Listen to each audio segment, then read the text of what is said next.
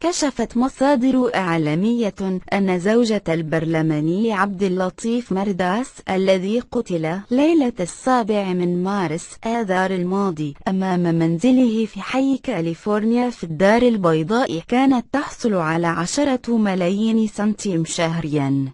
وتقاضت أرملة مرداس السيدة وفاء المتورطة في تصفيته 10 ملايين سنتيم شهريا نظرا تأجير عقارات نقلها مرداس باسمها قبل مقتله وقبل اغتياله بفترة قصيرة. اشترى الراحل سيارة فارهة لزوجته تبلغ قيمتها 60 مليون سنتيم إلى جانب منحها امتيازات أخرى، وتقبع أرملة مرداس في سجن عكاشة مع المتهمين الثلاثة في اغتياله راميا بالرصاص. لا تنسى الاشتراك في قناتنا لتصلك فيديوهات جديدة. اضغط على زر أبوني الموجود في الأسفل للاشتراك.